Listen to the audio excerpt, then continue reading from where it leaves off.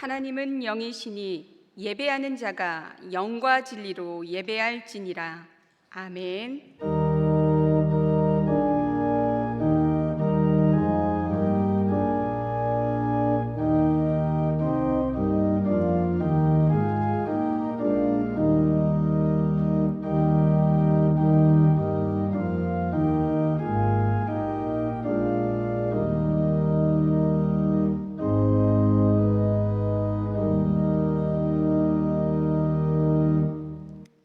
거룩하신 하나님, 지난 한 주간도 우리들과 항상 함께 영원토록 함께 하시는 삼위일체 하나님의 동행하심에 찬송과 영광과 존귀를 올려드립니다.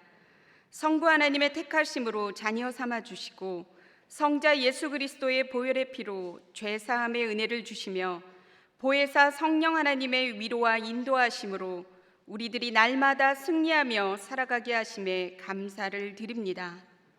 이 시간 말씀을 전하시는 담임 목사님을 진리로 충만케 하시고 주의 기이한 법들을 보게 하여 주시며 하나님의 선하시고 기뻐하시며 온전하신 뜻이 분별되어지는 예배되게 하여 주시옵소서.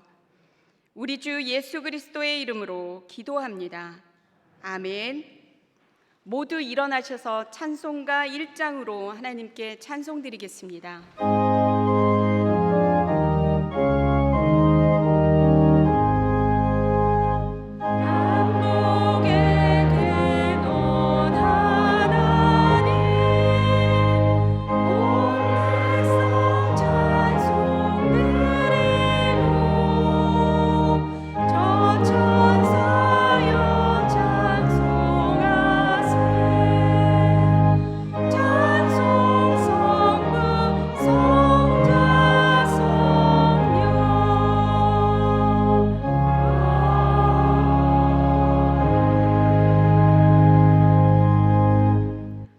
함께 성시교독 하겠습니다. 내가 붙드는 나의 종, 내 마음에 기뻐하는 자, 곧 내가 택한 사람을 보라.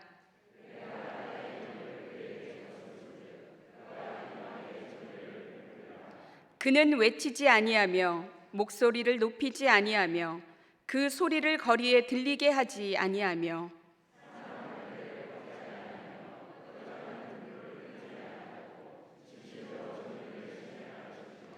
그는 쇠하지 아니하며 낙담하지 아니하고 세상의 정의를 세우기에 이르리니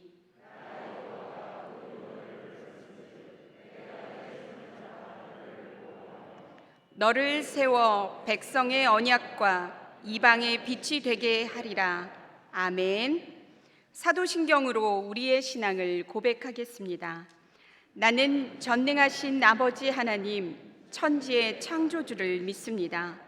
나는 그의 유일하신 아들 우리 주 예수 그리스도를 믿습니다.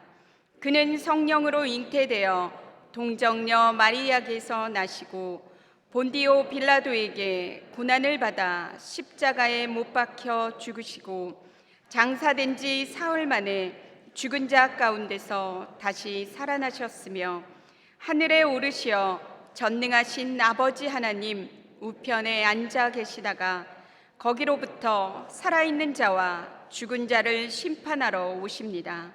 나는 성령을 믿으며 거룩한 공교회와 성도의 교제와 죄를 용서받는 것과 몸의 부활과 영생을 믿습니다. 아멘. 찬송가 67장으로 하나님께 찬송드리겠습니다.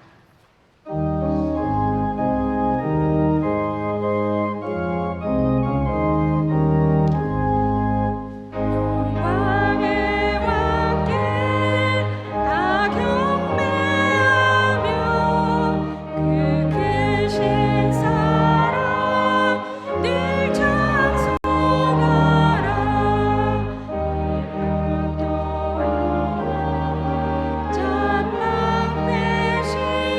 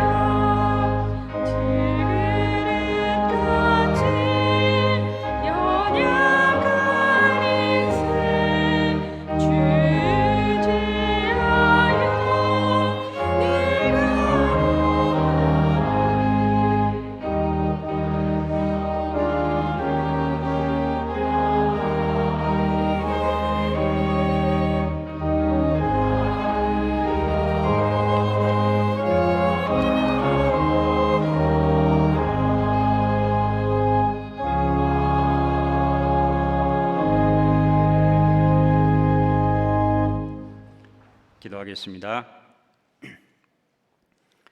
지혜를 얻는 자가 영혼을 사랑하고 명철을 지키는 자에게 복을 주시는 주님, 이 시간 지혜로 만물을 창조하시고 명철로 십자가를 지신 주님께 영광과 존귀와 감사와 찬양을 드립니다.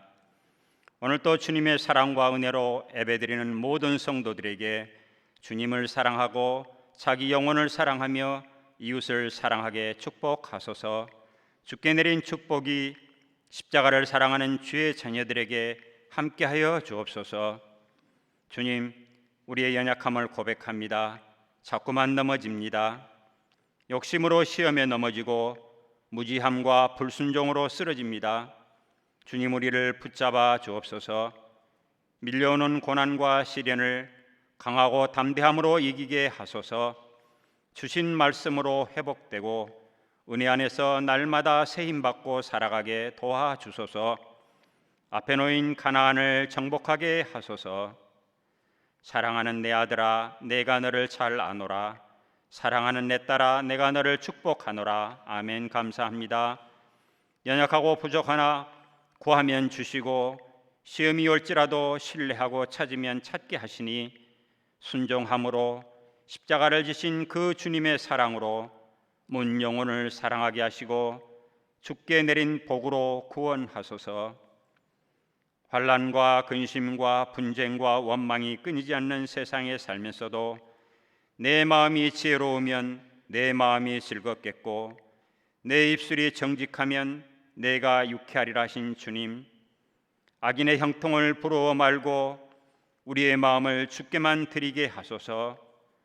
지혜와 정직의 본체 되신 예수 그리스도의 십자가를 보며 교만과 탐욕의 옷을 벗게 하소서. 돌을 물매에 매는 어리석음을 버리게 하소서. 우리 영혼의 송이꿀 같은 말씀을 매일매일 묵상하며 주의 길을 즐거움으로 보며 소망 가지고 살아가게 하소서. 그의 도우심으로 찬송하며 나아가게 하소서.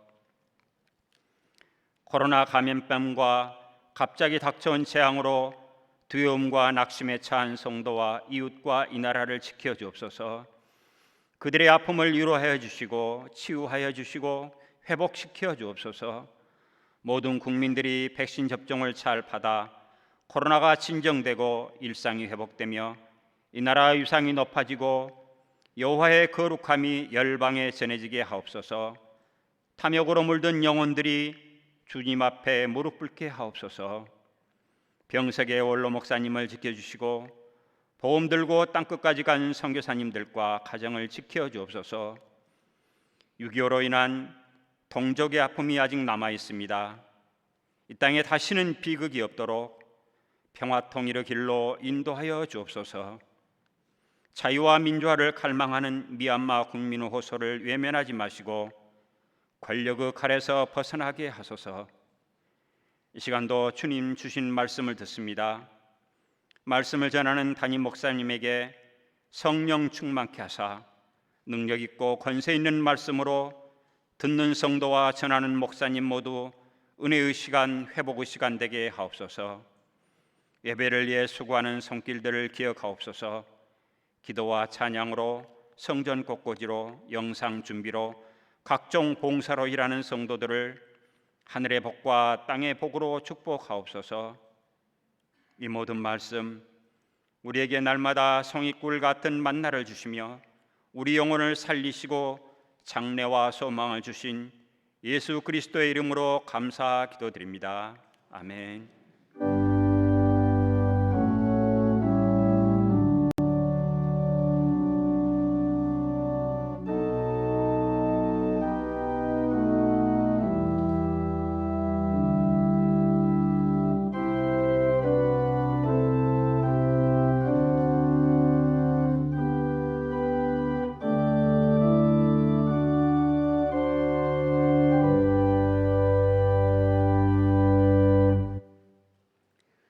오늘 하나님께서 우리에게 주시는 말씀은 이사야 55장 8절부터 9절까지의 말씀입니다. 이 말씀은 구약 성경 1035쪽에 나와 있습니다. 하나님의 말씀을 봉독합니다. 이는 내 생각이 너희의 생각과 다르며 내 길은 너희의 길과 다름이니라. 여호와의 말씀이니라. 이는 하늘이 땅보다 높음 같이 내 길은 너희의 길보다 높으며 내 생각은 너희의 생각보다 높음이니라. 아멘. 하나님께서 이 말씀을 통하여 은혜 주시기를 원합니다.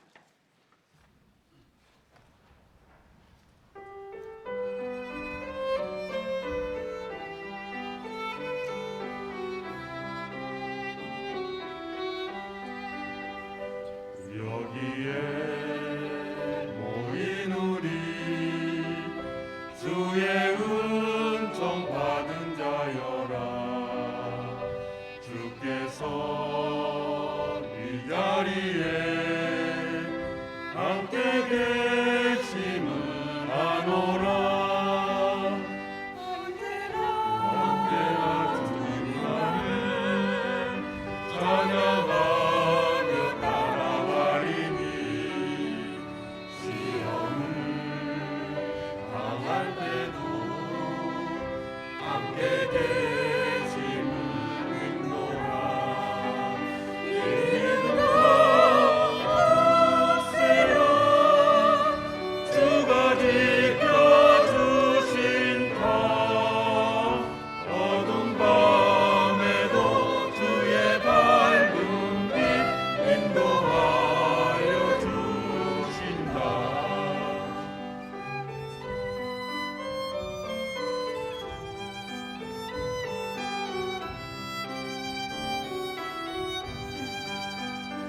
주님이 뜻하신 일 헤아리기 어렵더라도 언제나 주 뜻 안에 내가 있음을 아노라.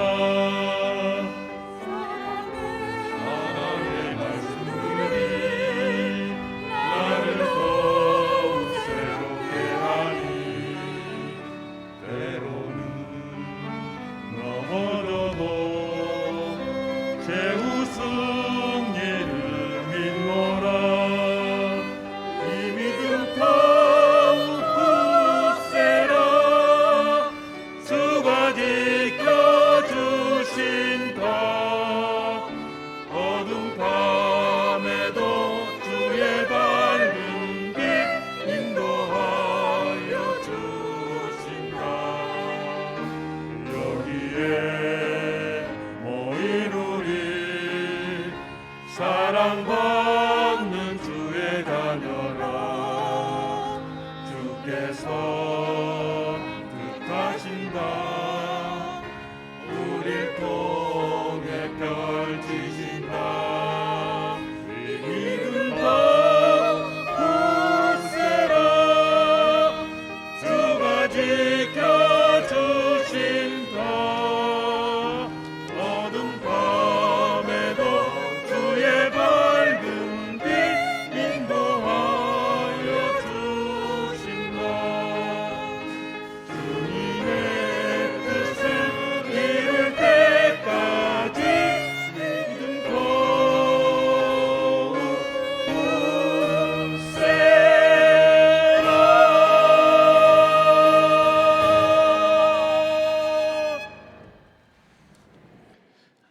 아멘. 감사합니다. 잠깐 기도하겠습니다. 하나님 아버지, 우리가 처음 맞게 되는 코로나19라는 사상 초유의 상황 속에서도 그래도 하나님께서 지켜주신 은혜로 우리가 잘 이겨내고 크게 아프지 아니하고 또 그런 가운데에도 이 예배 자리에 나오게 해 주심을 감사드립니다. 매일 지켜주시는 하나님의 강한 손과 편팔 안에서 우리가 늘 평안을 누리게 하여 주시고, 이제 우리가 말씀을 듣고자 하오니 하나님의 말씀 가운데 우리의 삶을 살아가는 새로운 깨달음과 인식을 가지고 우리에게 주신 모든 관계들의 질과 양을 새롭게 정립하는 시간 되게 하여 주옵소서. 성령 하나님께서 우리의 마음문을 활짝 열어 온전히 들려주시고 또 온전히 들을 수 있는 우리 모두가 되게 하여 주옵소서. 의지하옵고 우리 주 예수 그리스도 이름으로 간절히 기도하옵나이다. 아멘. 여러분, 하나님이 낯설다라고 느끼신 적 있습니까? 하나님이 내겐 너무 낯설다. 여러분, 예상치 않는 재난이나 어려움들, 내가 생각하지도 않았던 인생의 길과 또 여러 상황들에 처하게 되면 우리는 신앙을 가지고 있는 사람의 경우에는 더더군다나 하나님이 참 낯설게 느껴집니다.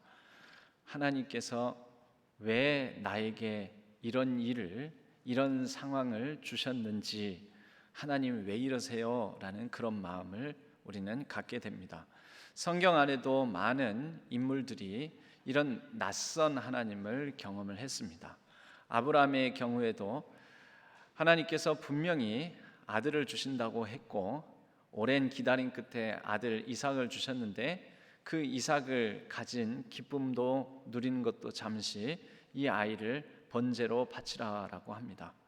얼마나 낯선 하나님입니까? 갑자기 하나님이 왜 이러세요? 이런 생각이 듭니다. 모세도 낯선 하나님을 경험했습니다.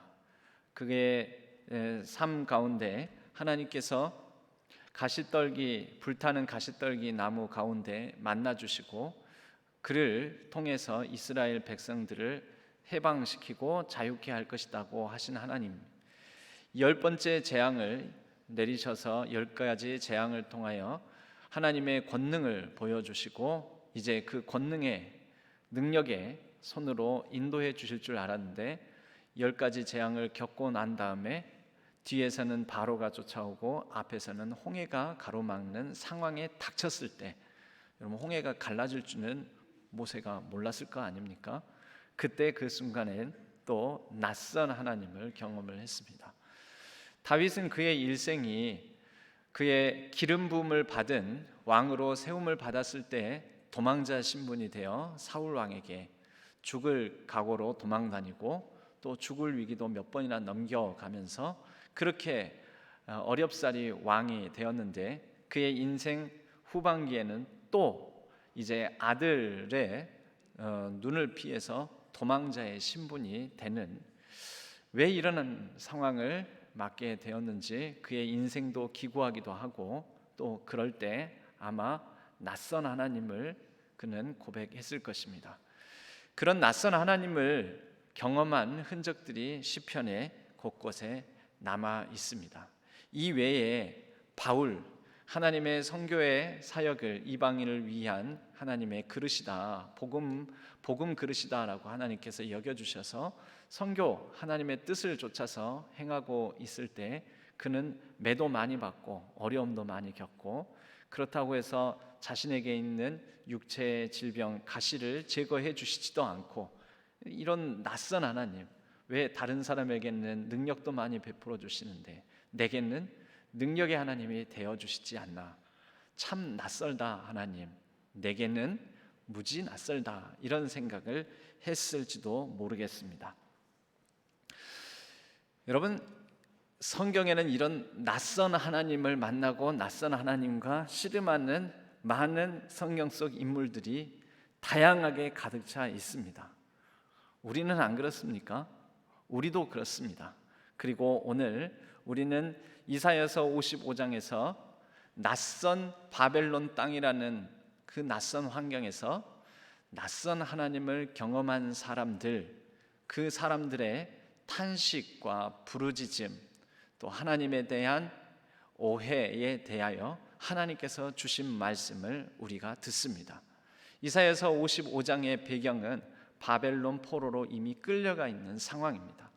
물론 이사야는 바벨론 포로로 끌려가기 이전 사람입니다.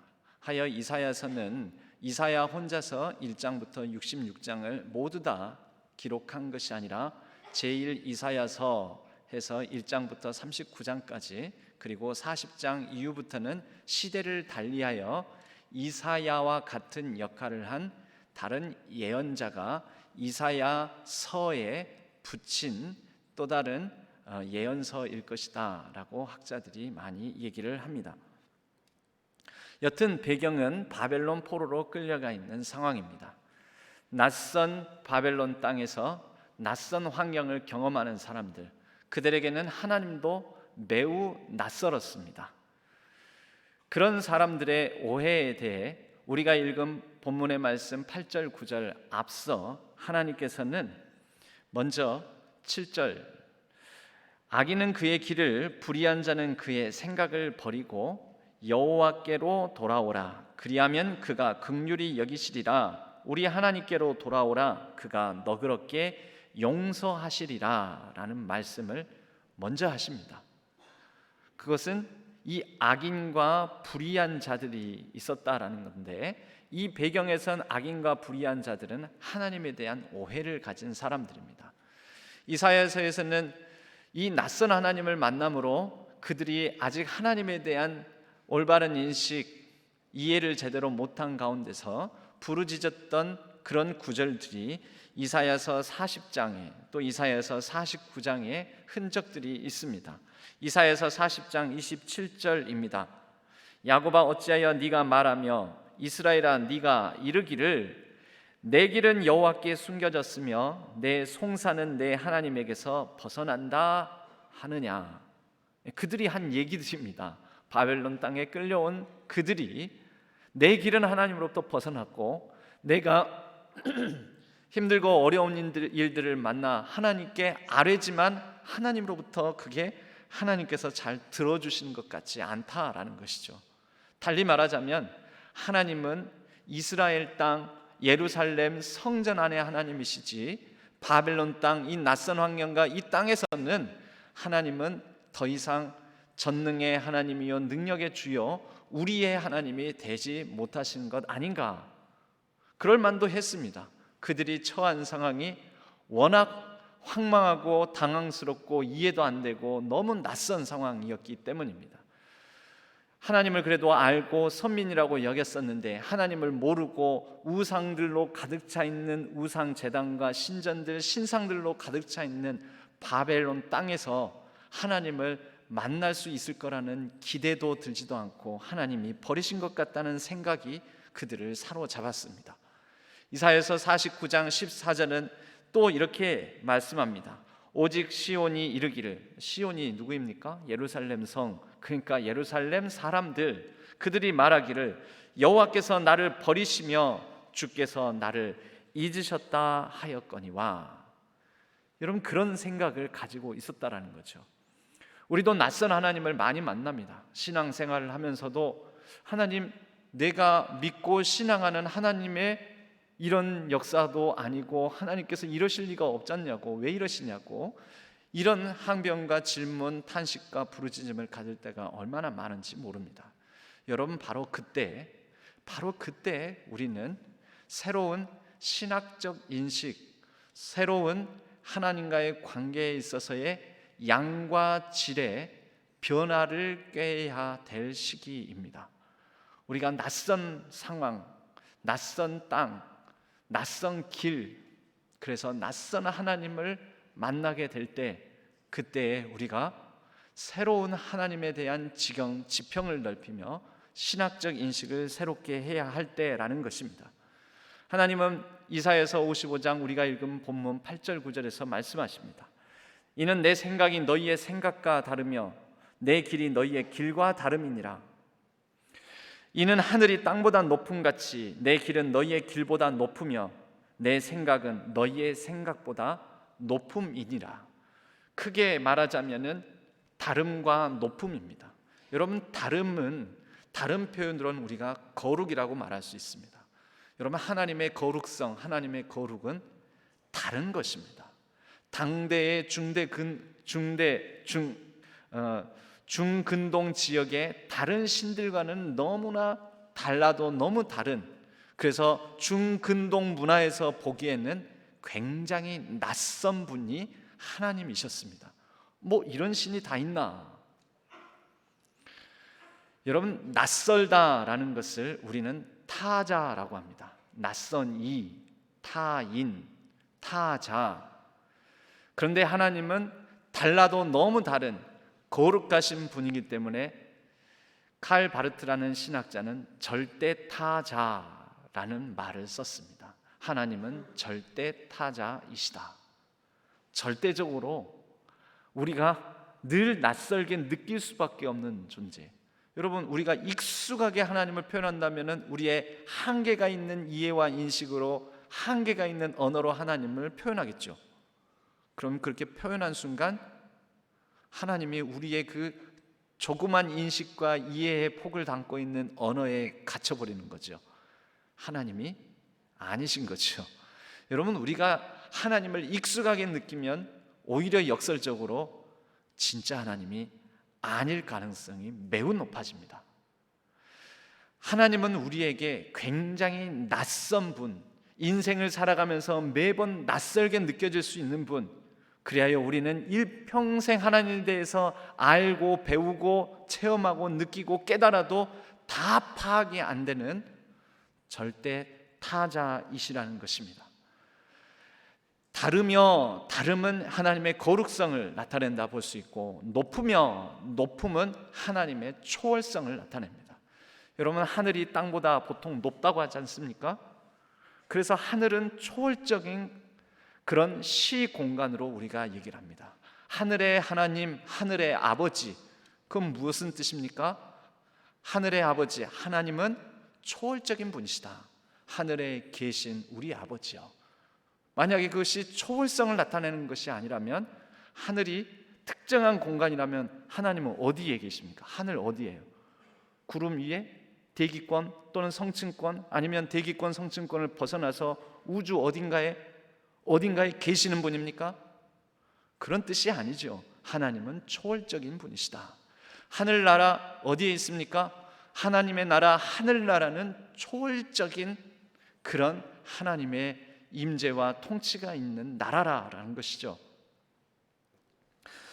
우리는 이 절대타자 하나님을 일평생 만나고 경험하면서 하나님의 낯섦을 경험하고, 그 낯선 하나님을 경험할 때마다 너무 낯설어서 힘들고 탄식하고 부르짖고 그럴 때가 많다라는 것입니다.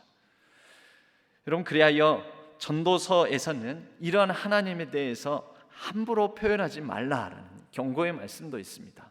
5장 2절 말씀입니다. 전도서 5장 2절 말씀. 너는 하나님 앞에서 함부로 입을 열지 말며 급한 마음으로 말을 내지 말라. 하나님은 하늘에 계시고, 방금 말씀드렸지만 하늘에 계신다는 것은 특정 공간이 아닌 초월적인 분이시다라는 말씀이죠. 너는 땅에 있음이니라. 땅에 있다는 건 뭡니까? 유한적인, 한계가 분명한 제한적인 존재라는 것입니다. 그런즉 마땅히 말을 적게 할 것이라. 여러분, 우리가 그런 하나님을 어떻게 알 수 있습니까? 그렇다면 하나님이 자신을 계시하셔서 알려주실 때만 우리는 알 수 있습니다. 하나님께서 자신을 알려주시면서 특별히 이름까지도 알려주신 장면이 나옵니다. 출애굽기 3장 14절 15절입니다. 14절에서 불타는 가시떨기 가운데 모세는 하나님을 만나고 하나님의 이름을 묻습니다. 내가 당신을 뭐라고 하리이까? 스스로 있는 자니라. 스스로 있는 자가 내가 너를 백성들에게 보냈다고 해라. 그러면서 하나님께서 출애굽기 3장 15절 이어서 이렇게 말씀하십니다. 이는 나의 영원한 이름이요 대대로 기억할 나의 칭훈이라. 영원한 이름, 이 영원한이라는 뜻을 가진 히브리어 단어는 올람이라는 단어입니다. 그런데 이 올람은 발음에 따라서 알렘이라고 발음할 수도 있는데, 똑같은 어근을 가진 이 히브리어 단어는 영원한이라는 뜻도 같지만 감추인, 감추다, 숨기다, 숨겨지다라는 뜻도 같습니다. 그럼 어떻게 될까요? 이는 나의 영원한 이름, 이는 나의 감춰진 이름, 이는 나의 숨겨진 이름. 여러분, 우리에게 실제 하나님께서 얼마나 알았다 여겼는데, 하나님 만났다 싶었는데, 하나님 감춰져 있고 내가 만난 것이 맞나 싶을 때가 있고, 그럴 때가 얼마나 많습니까? 그러면서도 하나님은 대대로 기억할 나의 칭혼이라라고 말씀합니다. 실제 이스라엘 민족은 하나님의 이 이름을 너무 두렵고 경외감이 있어서 함부로 입에 올리지도 못하고 부르지도 못하였습니다. 그러다가 하나님을 이름을 어떻게 발음해야 되는지를 잊어먹기까지 하게 됩니다. 그들은 하나님을 이름을 부르지를 못하고 이 칭호를 부르지 못하고 대신 주님이라는 의미로 하나님의 이름을 엘샤다이 또 아도나이 이런 식으로 그냥 다른 말을 지칭해서 부르곤 했었습니다. 그러나 하나님께서 자신의 이름을 명확하게 기억하라고 스스로를 계시하여 해석하여 주석을 달아 하나님의 이름을 설명해 주는 본문이 하나님께서 율례와 법도 십계명을 반포하시며 출애굽기 34장에서 하나님의 이름을 선포로 해석을 해 주십니다. 중요한 부분이겠지요. 우리가 놓치기도 쉬운 하나님의 이름을, 여호와의 이름을 선포하며 말씀하시는 출애굽기 34장 5절, 여호와께서 구름 가운데 강림하사 그와 함께 거기 서서 여호와의 이름을 선포하실세 여호와께서 그의 앞으로 지나시며 선포하시되 여호와라 여호와라. 그리고 그 다음부터는 이제 하나님의 여호와라라는 이 선포된 이름의 해석이십니다. 은혜롭고 자비롭고 은혜롭고 노하기를 더디하고 인자와 진실이 많은 하나님이라. 하나님께서 자기 자신을 이렇게 계시한다는 거죠. 자비와 은혜, 노하기를 더디함, 그리고 인자와 진실이 많음. 여러분, 하나님이 어떤 분이냐면요, 자비와 은혜를 베풀고 또 자비와 은혜를 하나님을 따르고 믿는 사람에게 구하시는 분이라는 것입니다. 이미 칼 바르트를 통하여 하나님에 대해 절대 타자라는 개념을 말씀을 드렸습니다. 굉장히 낯선 분이라는 것입니다. 낯선 분. 그래서 타자. 여러분, 우리에게 타자는, 실제 타인은 누구일까요? 이웃이죠. 옆에 있는 분들, 익숙한 분들도 있지만 낯선 분들도 있죠. 잘 모르는 분들. 그 타자, 타인 아닙니까? 나하고 다른 사람은 다 타자죠. 여러분, 그런데 하나님께서 자신의 이름을 감추인 이름이지만 영원한 이름이라고 하시면서 이름을 설명하실 때 해석을 뭐라고 하시냐면 자비와 은혜. 그럼 그 자비와 은혜는 절대 타자이신 하나님, 그 절대 타자이신 하나님께서 우리 사람들이 인식하고 깨닫고 하나님을 믿는 사람들이 베풀고 살아가기를 바라는 특성이라고 볼 수가 있습니다. 자비와 은혜. 여러분, 자비와 은혜는 무엇입니까?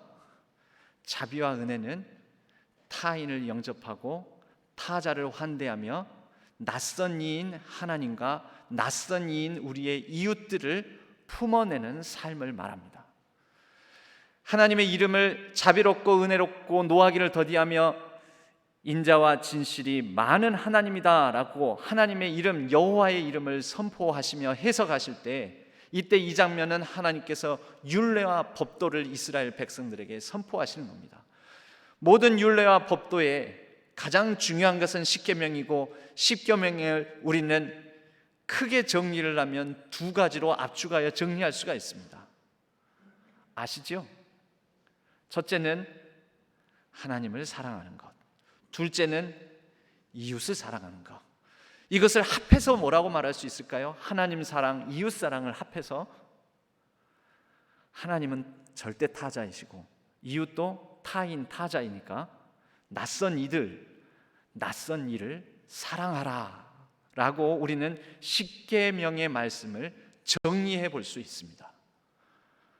하나님을 낯설게 여기고 하나님이 낯설게 느껴질 때, 그런데 그런 하나님을 놓칠 수도 포기할 수도 없는 가운데 하나님을 사랑하는 마음으로 살아가는 삶이 신앙입니다. 우리에게 낯선 이들이 다가오고 낯선 이들과의 만남, 낯선 상황, 낯선 길, 낯선 고통과 낯선 어둠의 터널을 지나갈 때 그 주어진 상황, 그 현실 속에서 사랑하라라는 것이 하나님의 율례와 법도 계명이라고 볼 수가 있습니다. 바벨론 땅, 너무나 힘들고 포로 생활을 해야 되는 낯선 땅에서 하나님은 이사야서도 마찬가지지만 여러 예언자들을 통하여 너희는 그 땅의 평안을 구하고 적대국인 바벨론을 사랑하고 그 땅에서 너희들 자녀들을 낳고 사랑하며 그 현실 속에서 잘 살아가라 라고 했습니다. 낯선 곳, 고통의 과정, 힘들고 이해할 수 없는 상황을 잘 해석해서 너희들은 알지 못하지만 내 뜻이 있고 너희들은 초월적인 나의 생각을 다 헤아리지 못하지만 분명히 이 과정과 걸음을 통하여 하나님께서 하실 일이 있다라는 것이죠. 바벨론 땅을 환영하라는 것이죠. 환대하라는 것이죠. 적대국인 바벨론에 대한 서름과 억눌림으로 살지 말라라는 것이죠. 바벨론 땅에서도 누려라는 것이죠. 실제로 그들은 바벨론 땅에서 새로운 신학적 인식을 갖게 되고 창조주 하나님에 대한 인식과 그것을 창세기로 정립하여 우리가 아는 토라의 말씀을 남기게 됩니다.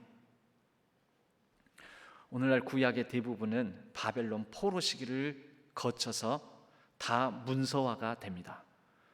그리고 그들은 하나님은 단순히 이스라엘 성전 안에 예루살렘의 하나님이 아니라 바벨론 땅에서도 우리와 함께 하시는 하나님이요 모든 역사를 주관하시는 온 세계의 하나님이심을 그들이 만나고 하나님과의 관계의 질과 양을 풍성하게 가꾸어 가게 됩니다. 언제요? 가장 고통스럽고 힘든 어둠의 터널, 환란의 때를 지나면서요.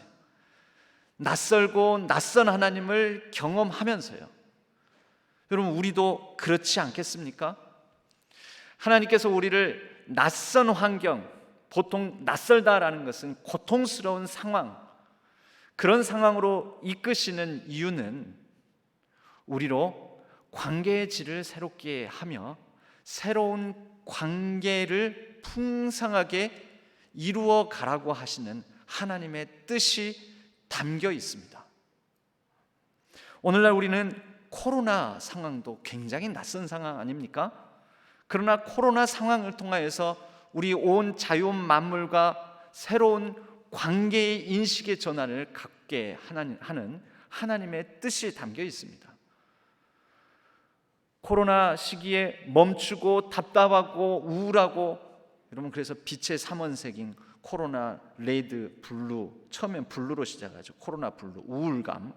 그 다음에는 분노, 코로나 레드. 그래서 막 화나고 분노감을 표현하고, 그러다가 이제 그것도 다 지치고 나면 코로나 블랙이 있답니다. 블랙. 이제 다 지치고 그냥 차라리 딱 죽었으면 좋겠다 하는 이런 상태. 그러나 우리는 이 코로나19 상황을 겪으며 오히려 또 새로운 방식, 새로운 관계, 새로운 일들에 대해서 접하고 한 10년이 걸릴지도 모르는 교회 예배를 드리는 방식, 온라인 뭐 이런 것에 대한 새로운 인식의 전환을 갖게 되지 않았습니까? 하나님은 예배당에, 물론 예배당에 계시고, 그리고 우리가 드리는 예배의 신령과 영과 진리로 드리는 예배의 자리에 함께 하신다라는 것, 강제적으로라다마 우리가 느끼게 되지 않았습니까? 여러분, 하나님은 우리가 다 깨달아 파악하고 알 수 있는 분이 아닙니다. 그래서 하나님을 신비한 하나님이라고 합니다. 그런데 그 하나님이 자신의 이름을 해설하면서 자비롭고 은혜로운 분이라고, 자비의 하나님이라고 신비의 하나님께서 소개를 하십니다. 신비가 곧 자비라는 것입니다. 여러분, 우리는 신앙생활하면서 많은 신비 현상, 많은 영적 신비한 체험들, 이런 것을 추구하는 경우가 많지만 하나님께서 더 본질적으로 가르치시는 하나님의 뜻은 신비한 하나님을 알아가면 알아갈수록 자비한 하나님을 알아가매 우리가 우리 이웃에게, 낯선 이들에게 낯선 상황 속에서 자비를 베푸는 삶에 대해서 가르치십니다. 우리 이웃들과의 새로운 관계를 맺는 방식. 여러분, 코로나19 상황이 되니까 우리가 상품권도 발행을 하면서 이웃들과 이 지역사회와, 물론 그것으로 어떤 효과가 있었을지 우리는 다 헤아리지는 못하지만 시도라도 해본 것 아니겠습니까? 이웃과의 새로운 관계, 자비롭고 은혜롭고 노하기를 더디하시는, 자비와 은혜를 베푸시는 하나님을 따라 우리가 한번 행해본 것 아니냐라는 것입니다. 하나님은 낯선 신이요 낯선 하나님이신데, 하나님은 우리가, 사람이 마냥 하나님만 사랑하고 신비한 하나님만 경험하고 하나님만을 쫓아가며 살아가는 것뿐만 아니라 신비를 넘어서서 자비한 삶으로 살아가기를 원하십니다. 자비한 삶은 상대가 있어야 됩니다. 이웃입니다. 이웃을 향해 베푸는 삶. 여러분, 그것을 인간됨이라고 합니다. 선한 사마리아인의 비유를 통해서 예수님께서는 이웃에 대해서 가르쳐 주셨습니다. 선한 사마리아인의 비유에는 두 가지 유형의 사람이 나옵니다. 한 유형의 사람은 제사장과 레위인 그룹입니다. 그들은 강도 만난 자를 지나치면서 마음속에 이렇게 생각합니다. 이 사람을 내가 접하게 되면, 이 사람을 내가 돕게 되면, 이 강도 만난 자를 내가 생명을 살리게 되면 내가 부정한 사람이 되겠지. 누구 중심입니까? 그를 도우면 내게 어떤 문제가 생기지 않을까. 내게, 나 중심적인 생각입니다. 그 결과 무자비하게 되는 거죠. 그런데 사마리아인은 강도 만난 자를 보고 지나치지 아니하고 아마 이렇게 생각을 했을 것입니다. 이 사람을 그냥 지나치면 이 사람은 죽겠지?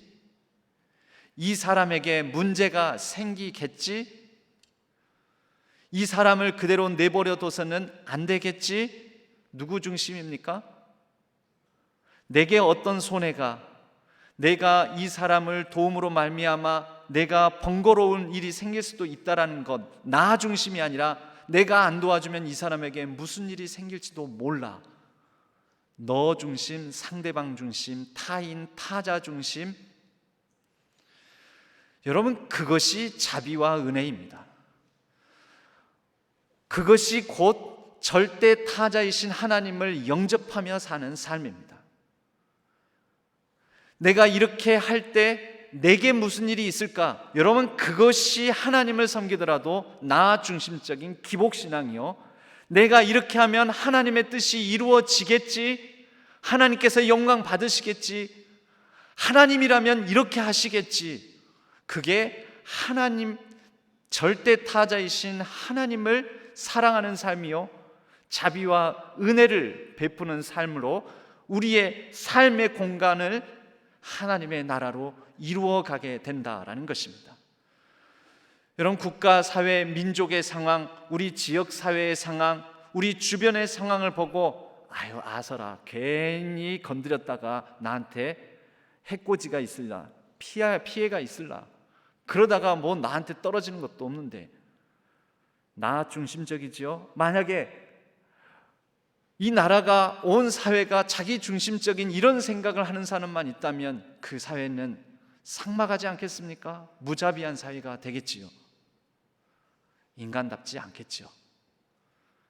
그러나 길거리에 위태롭게 있는 아이를 보면서 아이고, 저 아이 저렇게 있으면 안 되는데, 횡단보도를 잘못 건너고 있는 아이가 있으면 어느 어른이라도 가서 그 아이의 손을 붙잡고자 하는 거, 나도 위험할지 모르지만 지하철 사이에 떨어진 사람을 구하기 위해서 아이고, 이대로 놔두면 저 사람 죽을지도 모르겠다. 여러분, 그것이 사회를 따뜻하게 하고 그것이 자비와 은혜를 베푸는 삶이며 그것이 낯선 타자를 환대하며 살아가는 삶, 곧 하나님 나라의 삶의 방식이요 하나님의 뜻인 것입니다. 여러분, 칼 야스퍼스라는 철학자는 인간 존재에 대해서 이런 표현을 썼습니다. 인간의 존재란, 인간 존재함은 인간됨의 과정이다. Human being is being human. Human being은 인간입니다. 인간 존재. 인간이란 being, human, 인간이 되어가는 인간됨의 과정이다. 인간됨이다. 여러분, 우리는 어느 과정에 있습니까? 나 중심적인, 여러분, 그게 비인간적인 겁니다. 성경은 그것을 죄라고 합니다.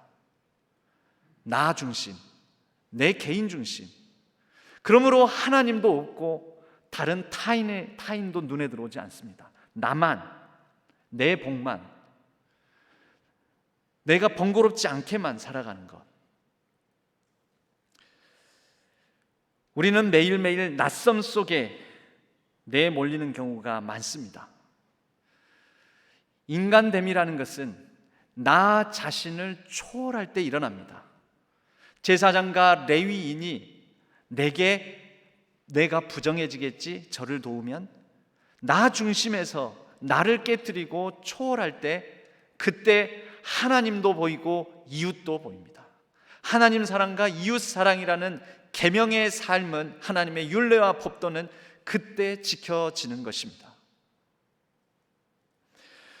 우리 한국 사회는 참 독특한 사회입니다. 유교의 지배 다스림을 많이 받습니다. 그리하여 한국 사회의 관계 맺기에 대해서 이런 도표로 한국은 하나의 철학이다라는 책에서는 이렇게 정리를 합니다. 나와 너, 즉 너는 남이니까 나와 너, 남을 관계를 설정하는데 나보다 나이 많고 힘이 있고 강자이고 지위가 높으면 남은 남이 아니라 님이 됩니다. 그리고 나보다 나이가 어리고 힘이 없고 또 가진 것 없고 부족하고 연약하면은 너는 단순한 남이 아니라 놈이 됩니다. 어느 한순간 님이 놈이 되는 경우도 있습니다. 나한테 도움이 되면은 님이고 도움이 안 되면 놈입니다. 이 책에서 한국 사람들의 타자와 관계 맺는 방식에 대해서 아주 핵심적으로 도표로 그렇게 정리를 했다라는 것이죠. 여러분, 하나님은 우리에게 자비와 은혜를 베푸시기 위해서, 사랑 그 자체를 보여주시기 위해서, 인간은 절대 하나님의 사랑을 온전히 깨달을 수 없기 때문에 님이라는 위치, 하늘 보좌를 버리시고 직접 이 땅에 오셔서 하나님을 계시해 주셨습니다. 그분이 예수 그리스도십니다. 그분은 님을 버리고 놈이 되셨습니다. 그냥 단순히 남도 아니라 짓밟히고 모욕당하고 십자가에서 죽임당하기까지 님이셨던 분이 놈의 지위로 격하되셨습니다.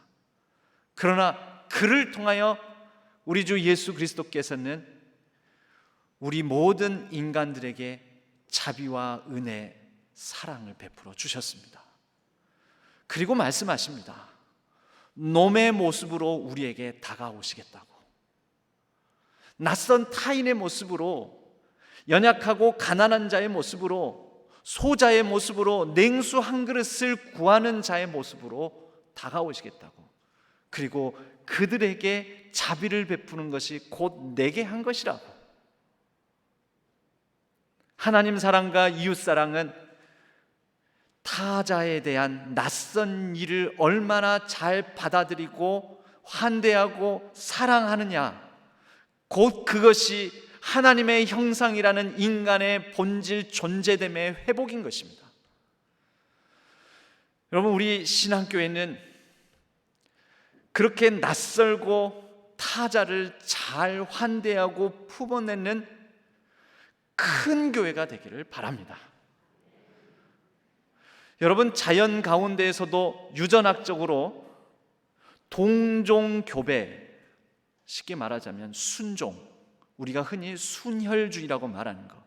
여러분, 강아지 살 때 이왕이면 순종, 족보까지 따져가지고 순종 혈통을 살려고 하잖아요. 그런데 이미 유전학적으로 순종 혈통들은 다 유전병을 지니고 있습니다. 태어나면서부터 선천성 질환들을 가지고 있습니다. 유전학, 생물학적으로는 동종 교배를 통해서 순종 순수 혈통들은 결국은 자연상에서는 도태된다고 합니다. 실제 우리는 그 증거를 봅니다. 반대, 이종 교배, 소위 잡종, 시골에 가면은 건강하게 아무거나 먹어도 멀쩡하고 튼튼하고 오래 살고 막 키워도 되는 애들 많지요. 똥개들이 제일 건강합니다. 강아지들 중에서는. 여러분, 사회학적으로도 그렇습니다. 낯선 이들과의 노출, 낯선 환경들의 잘 품어냄, 새로운 시도와 새로운 실험. 여러분, 그래서 이번에 사목을 통해서 다른 교회도 경험해 봄, 이런 것도 어떻게 보면은 사회학적인 의미에서의 이종교배라고 볼 수가 있습니다. 거기에 하나님께서 새로운 창조의 역사를 일으키시고 더 우수한 혈통적으로 유전학적으로도 강건한 종자가 살아남아 더욱더 환경 변화의 낯선 환경 속에서도 더욱더 살아남는 그런 존재로, 그런 사회로, 또 교회에 적용하자면 그런 교회로 하나님께서 세워 가실 수 있다라는 것입니다.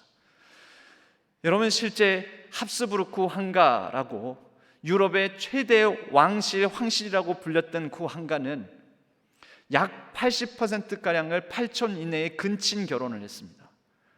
그리고 그들은 대가 끊겼습니다. 그들에게는 유전병이 있었습니다. 주걱턱이라는 특별한 유전병이 있었고, 그리고 선천적으로 눈에 흰자위가 많고 눈이 튀어나오는 병을 안고 태어났습니다. 나중에는 음식을 제대로 섭취하기도 먹지도 못하는 병을 안고 있었습니다. 그리고 그 합스부르크 황가는 유럽 사회에서 그렇게 모든 전 유럽을 지배하다시피 했었는데 대가 끊겨 멸절되고 맙니다.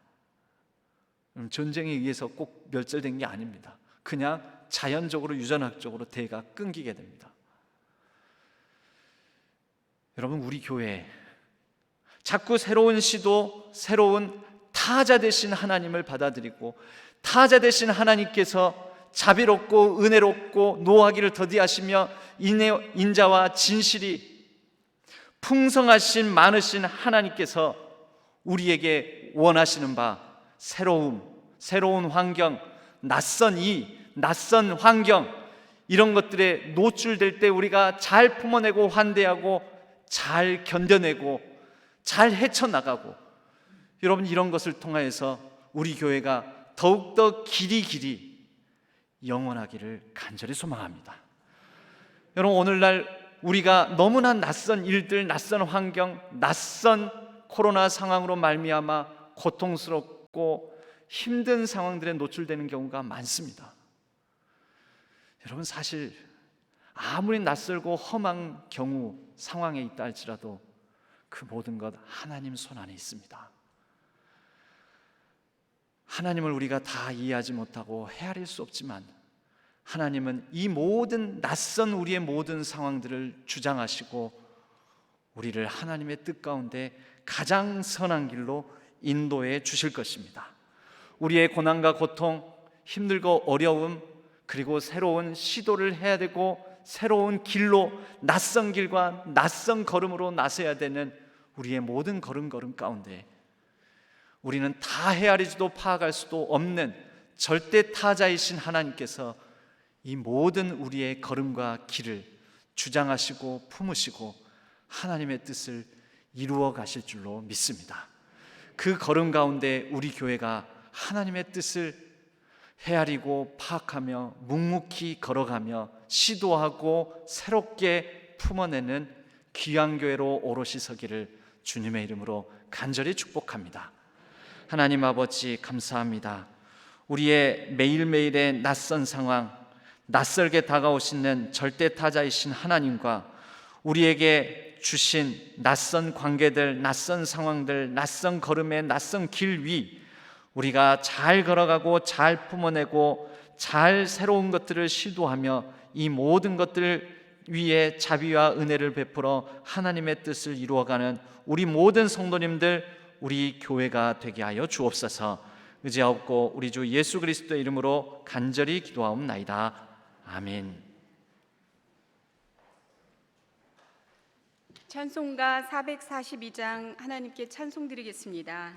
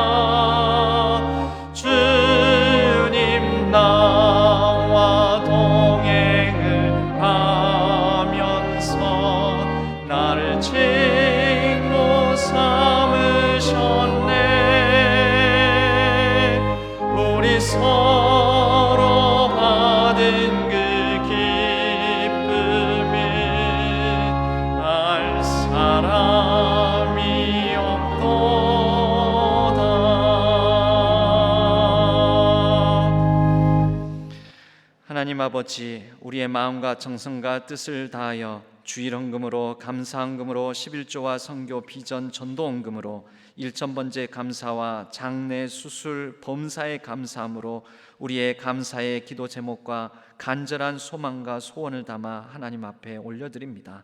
이 모든 제목들 위에 하나님께서 선하게 응답하시고 또 하나님께서 우리의 가정과 자녀 손들 위에 형통의 길로 복된 길로 인도하여 주옵소서. 우리의 매일의 일상을 지켜주시고 병상에 있는 환우들에게 치료의 광선을 발하여 주시오며 거뜬히 병상을 털고 일어날 수 있도록 도와 주옵소서. 우리 원로 목사님을 사랑하여 주시고 긍휼과 자비로 선한 길로 인도하여 주옵소서.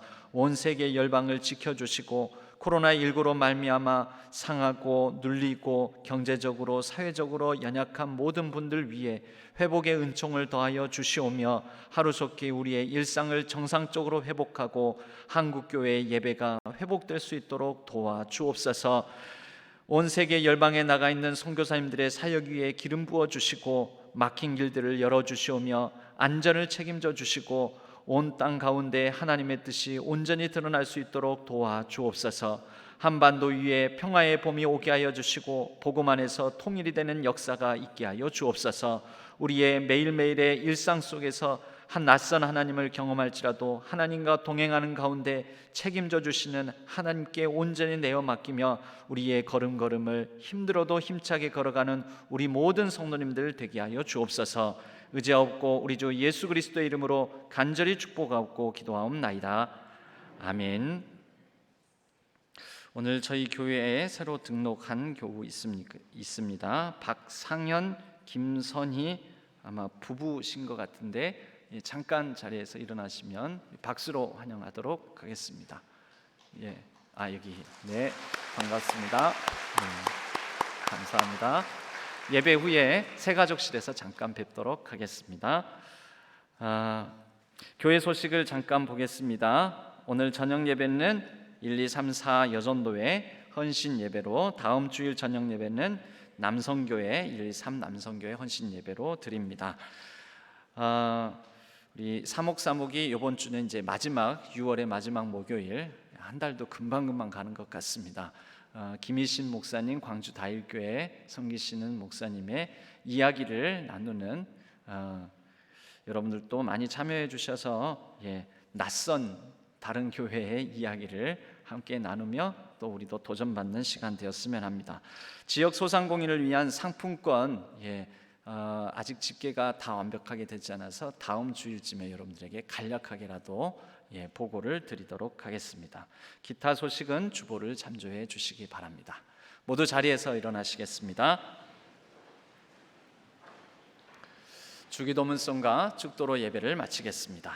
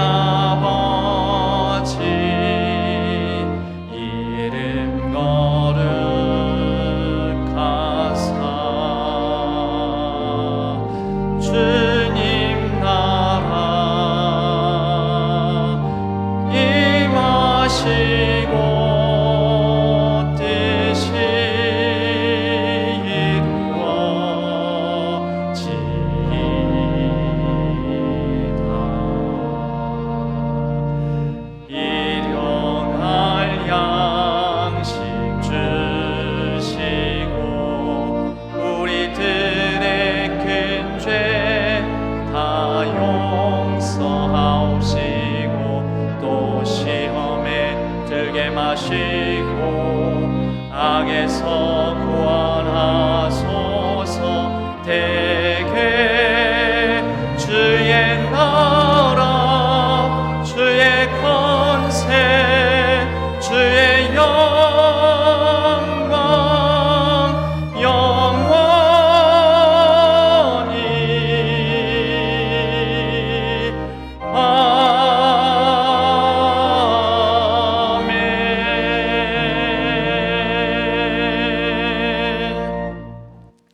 이제는 우리 주 예수 그리스도의 은혜와 하나님 아버지의 지극하신 사랑하심과 성령 하나님의 위로 교통 역사 동행하심이 낯선 길 위에 낯선 상황 속에서 낯선 하나님을 만나며 절치부심할지라도 이 모든 것을 우리의 인식과 우리의 생각을 뛰어넘어 거룩하시고 초월자이신 하나님께서 책임져 주시고 동행해 주실 것이라는 믿음으로 남을 환대하고 잘 품어내며 우리의 모든 인생 걸음걸음을 걷기로 다짐하는 모든 성도님들의 일상과 가정과 우리 교회 위에 이 나라와 이 민족과 온 세계 열방 위에 이제로부터 영원까지 함께 하시기를 간절히 축원하옵나이다.